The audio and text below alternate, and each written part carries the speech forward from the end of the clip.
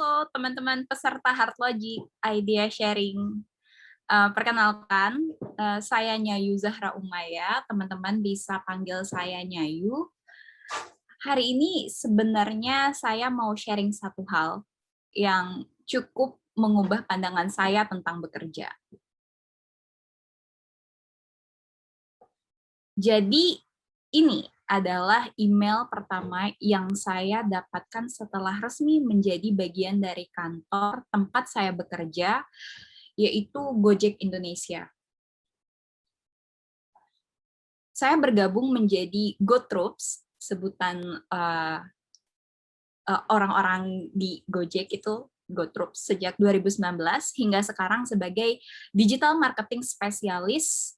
Singkatnya gini nih, kalau teman-teman sering mendapatkan iklan Gojek ketika surfing di Facebook, Instagram, YouTube, dan platform digital lainnya, berarti teman-teman baru saja melihat apa yang saya dan tim saya eksekusi gitu. Jadi saya benar-benar mengapresiasi nih kalau misalnya teman-teman dapat iklan Gojek, terus nonton iklannya atau klik iklannya, setelah itu langsung melakukan order di aplikasi Gojek. Wah, saya benar-benar mengapresiasi itu ya, promosi colongan lah. Nah, tapi teman-teman, sebenarnya bukan digital marketing sih yang mau saya jadikan sebagai topik untuk sesi Heart Logic Idea Sharing hari ini. Akan tetapi, saya mau highlight kutipan yang ada di email. Itu tuh yang di bawah tuh. Email ini saya dapatkan sewaktu saya baru bergabung dengan Gojek. Jadi katanya gini, at Gojek, we are not living for ourselves, but we work to uplift the lives of thousands of people out there. Mungkin teman-teman tahu ya, itu yang ngomongnya ada dulunya CEO Gojek. Saat itu saya baru bergabung masih Nadiem Makarim sebelum dia menjadi menteri. Nah, ngomong-ngomong soal kutipan ini, bagi sebagian orang ya mungkin ini hanya kutipan biasa gitu. Apalagi letaknya tuh di bawah email ya. Jadi kemungkinan orang menyadari keberadaan kutipan ini tuh tidaklah banyak. Akan tetapi jujur, saya cukup tergugah saat membaca ini. Saya tuh sampai baca berulang kali, soalnya nggak percaya. Jadi mikir gitu, wow, bangga, tapi ya ada rasa terbebani juga. Ini jujur loh, ini kutipan ini tuh jadi bahan overthinking saya. Padahal saya saat itu belum mulai masuk Gojek, baru terima offering letter lah gitu. Nah, justru kutipan tersebut membuat saya refleksi. Tujuan saya bekerja itu apa sih? Awalnya saya bekerja untuk kebutuhan saya dan keluarga saya. Saya berpikir setelah kuliah, saya harus segera bekerja dan mengamankan keadaan finansial keluarga saya. Jadi sebenarnya Gojek bukan pekerjaan pertama saya karena sebelumnya selama 2 tahun lebih, saya bekerja di agensi terlebih dahulu. Akan tetapi, justru Gojek gitu, waktu saya baru mau join Gojek, yang membantu saya dalam melakukan self-awareness mengenai purpose saya bekerja. Tidak ada yang salah dengan tujuan saya saat itu. Ya, mungkin di slide setelahnya. Ya, nah, jadi awalnya saya itu bekerja untuk diri saya sendiri dan keluarga saya. Nah, pas waktu melakukan self-awareness itu, jadi ada kebanggaan gitu. Ketika dari kutipan itu saya tahu bahwa apa yang saya kerjakan nanti akan memiliki pengaruh terhadap orang lain. Ya, nggak hanya untuk perusahaan saya dan juga keluarga saya. Dan kondisi ini itu jadi bikin saya lebih aware. Lebih aware-nya gini, oh kalau saya berhasil menerapkan strategi digital marketing ini, maka saya berpeluang untuk berkontribusi dalam menambah orderan para driver. Yang berarti saya juga membantu untuk memudahkan masyarakat dalam memenuhi kebutuhannya. Nah, yang mau saya highlight dari kutipan ini adalah kontribusi.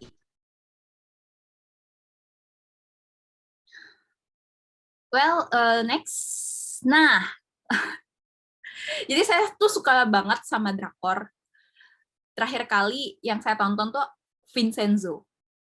Nah, di Vincenzo itu ada kutipan favorit saya. Sebenarnya kutipan ini itu diungkapin oleh, ya mungkin kalau ada teman-teman yang nonton, itu ada Bapak Laundry di Gemga Plaza, tapi waktu interview salah satu pemeran Vincenzo, yaitu Song Joong Ki, dia coba bahas lagi gitu, dia di dalam wawancaranya gitu. Dia bilang gini, ada banyak hal yang ada di kepala kita sampai pengen kabur aja, gitu. Tapi sebenarnya ya jangan banyak mikir gitu.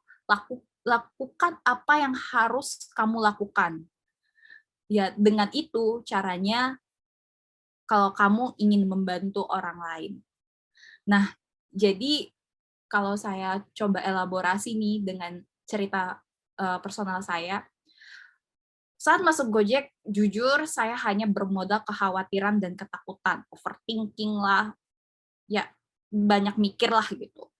Bahkan saya sampai curhat dengan teman terdekat saya dan atasan saya di kantor lama, bahwa saya takut nih masuk Gojek, saya takut nggak bisa deliver KPI, saya takut gitu, soalnya saya belum pernah kerja di startup sebelumnya, saya takut kalau nggak bisa ngejar gitu karena pacing kerjanya di startup itu tuh sangat cepat gitu. Dan bener aja dong, pas waktu saya baru hari pertama masuk tuh di Gojek itu bener-bener langsung ngegas.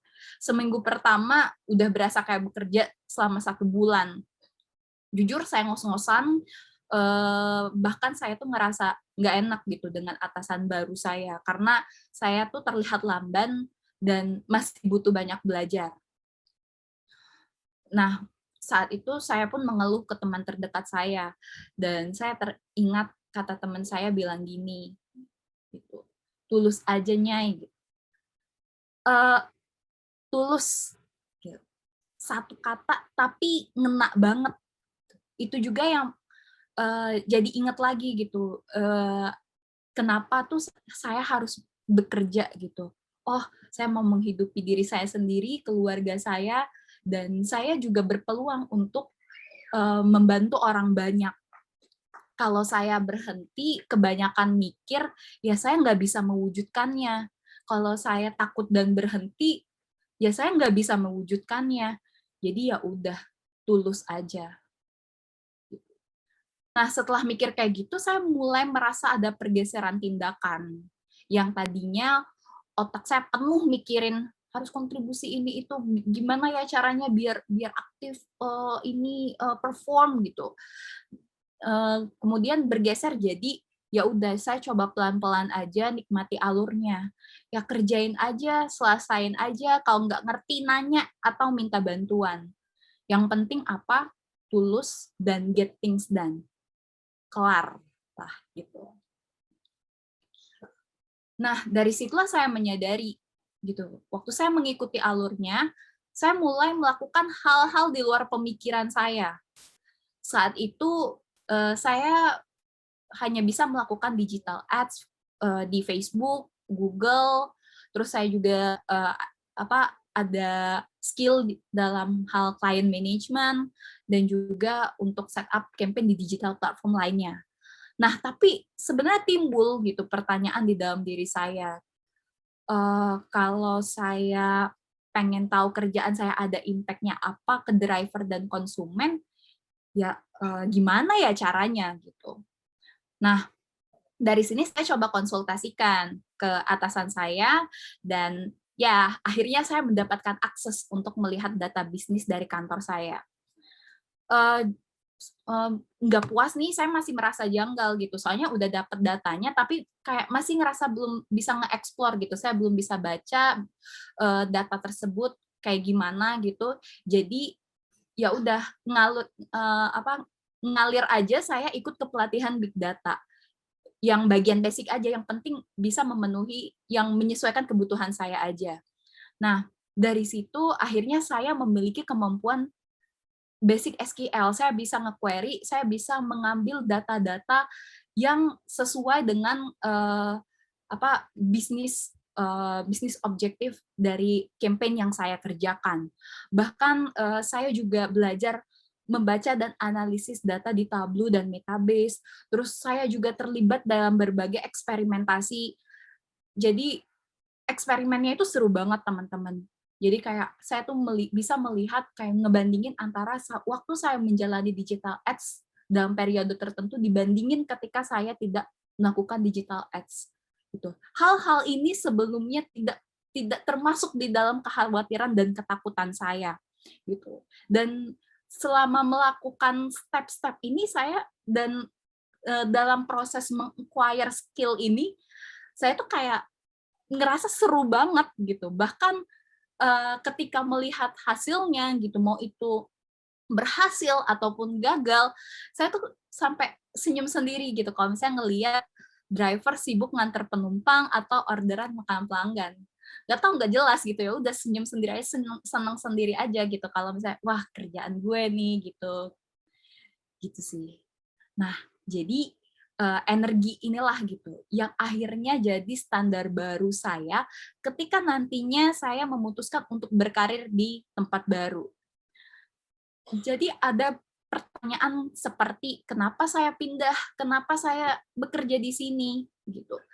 Terdengar seperti klise sih, kayak pertanyaan klise, ya template HRD lah. Tapi coba deh kalau direfleksikan, itu sebenarnya poin yang sangat krusial terhadap karir kita. Nah, teman-teman, sebenarnya saya mau share tentang teori piramida kebutuhan gitu. Nah, ya ini teori sih, tapi ini tuh bisa membantu teman-teman nih ketika teman-teman masih bingung, ya kenapa sih saya bekerja gitu. Ini bisa bantu teman-teman buat memetakan bagaimana teman-teman tahu kenapa sih bekerja. Kenapa kita perlu menanyakan hal ini? Soalnya kan ada kita sesi self reflection gitu, apalagi kalau saat jenuh. Nah, tipe-tipe kebutuhan ini mungkin bisa membantu teman-teman jadi lebih aware gitu. Oh, sebenarnya kalau saya bekerja itu buat memenuhi kebutuhan fisiologis kah, kebutuhan akan keamanan kah, kebutuhan akan memiliki dan kasih sayang, kebutuhan akan penghargaan, atau justru bekerja untuk memenuhi kebutuhan akan aktualisasi diri.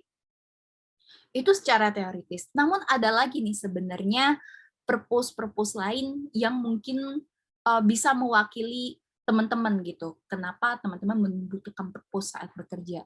Jadi ada macam-macam nih. Misalnya ya gue bekerja biar kaya dan punya uang banyak untuk 7 turunan. Gue bekerja untuk menghidupi keluarga, soalnya gue sandwich generation. Gue bekerja untuk mengisi waktu luang. Gue bekerja biar punya portofolio buat daftar S2 luar negeri dengan beasiswa.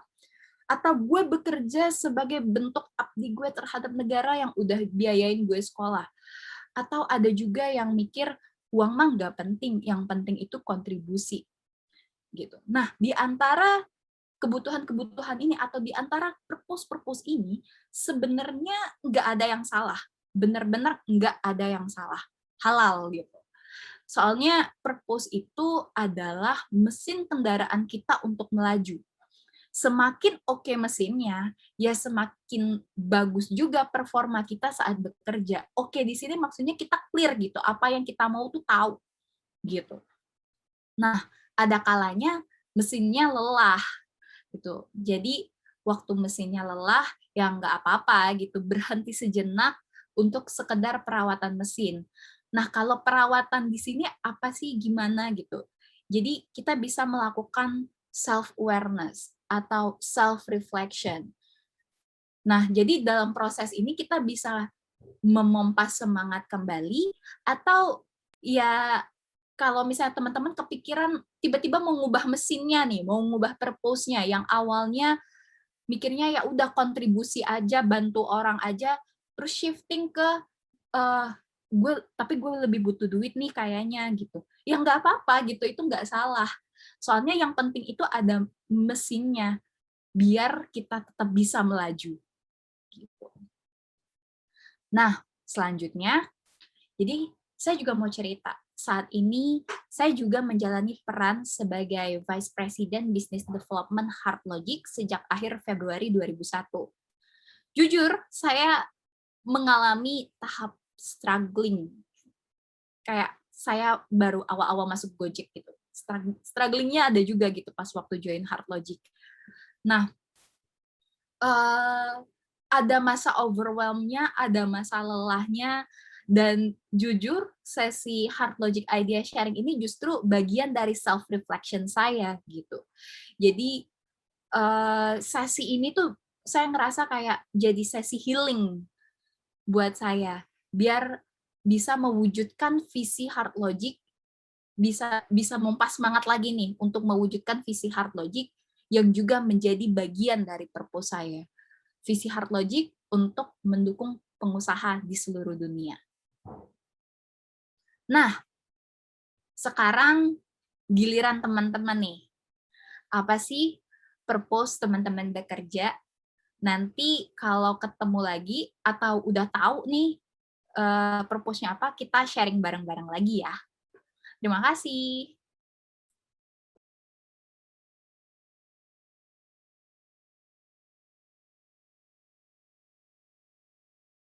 Motivasi terus konsisten. Kalau terus-terusan konsisten sih susah ya, jujur. Untuk aku sendiri juga ada masa let back-nya gitu, ada masa malesnya, jenuhnya, capeknya, ngeluhnya, wah pasti ada. Nah, tapi ya nggak apa-apa gitu, itu manusiawi kok gitu. Kalau misalnya kita ada tahap-tahap down-nya gitu, kita jujur aja sama diri kita sendiri, gue lagi capek nih gitu. Ya udah take your time. Nah, tapi jangan berhenti gitu, istirahat sebentar, terus lanjut lagi. Pas waktu kita lagi masa-masa down tadi gitu, itu bisa jadi sekalian kita buat refleksi gitu, lebih mengenal diri kita. Jadi intinya sih yang asal love yourself lah gitu. Coba kenalin diri kamu sendiri. Soalnya cara menemukan motivasi itu yang tahu itu diri kamu sendiri gitu. Simply dengan uh, kayak tanya aja gitu, misalnya sebelum tidur kayak ajak ngobrol sama diri sendiri, kasih apresiasi sama diri sendiri, good job gitu, good job, sekedar kayak gitu, kayak lucu sih, tapi sebenarnya ini tuh apa sih, sederhana tapi cukup membantu memotivasi diri kayak gitu. Jadi intinya sih kalau menurut aku terus-terusan konsisten menurut aku ya sulit gitu. Jadi pas waktu memang lagi down-nya ya di embrace aja gitu, diterima aja ya lagi capek, tapi harus kasih deadline gitu. Jangan kelamaan, harus tetap maju lagi, inget lagi purpose-nya apa gitu. Kayak kata Teh Anggi tadi katanya harus bertanggung jawab sama pilihan yang udah diambil. Ingat lagi kenapa pilihan itu diambil. Kayak gitu. Itu juga bisa kayak nge-trigger motivasi gitu. Itu juga bisa bagian dari purpose kenapa ngambil pilihan ini. Banyak sekali macamnya. Salah satunya dengan nanya sama diri sendiri, ajak ngobrol gitu, sama tanyain sama diri sendiri, kenapa sih ngelakuin hal ini. Gitu. Love yourself.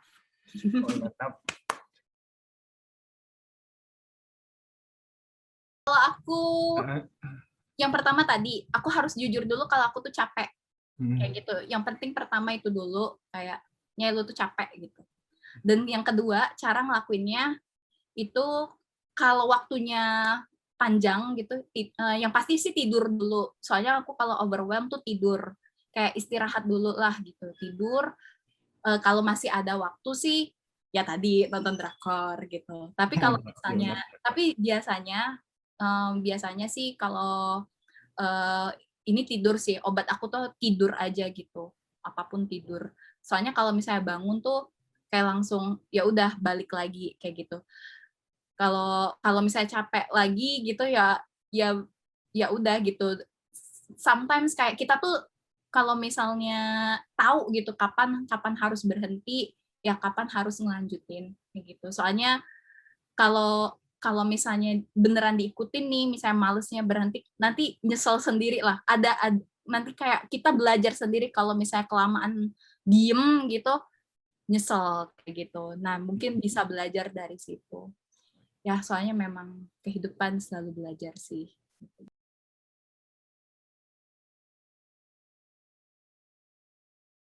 Tujuan itu banyak sih macam-macam gitu, dan ada yang udah terwujud, ada yang belum, ada yang belum jadi kan ada refresh mulu nih kalau misalnya udah tercapai, apa dibikin baru lagi tujuannya, dan misalnya tujuannya itu ternyata nggak masuk akal, ya coba direvisi gitu tujuannya biar jadi lebih masuk akal kayak gitu. Jadi ya ada yang terwujud, ada yang perlu direvisi macam-macam. Jadi kayak sesimpel misalnya to-do list aku ada 10 gitu. Misalnya besok to-do list aku ada 10. Ada kalanya di suatu hari aku bisa nyelesain 10-10-nya gitu. Ada kalanya juga aku cuman bisa ngerjain 8, atau misalnya ada tiba-tiba ya terkadang ada banyak hal yang terjadi secara dadakan di luar kendali kita kan. Itu cuma bisa ngerjain 3 kayak gitu. Jadi ya macam-macam sih. Sesimpel itu sih tujuannya. Tergantung, ada jangka pendek, ada jangka panjang. Kayak gitu. Subscribe ke heartlogic.com dan jangan lupa untuk mengunduh Pranala App. Untuk video terbaru, kamu bisa klik video di kanan atas, dan untuk video rekomendasi bisa klik video di kanan bawah. Terima kasih.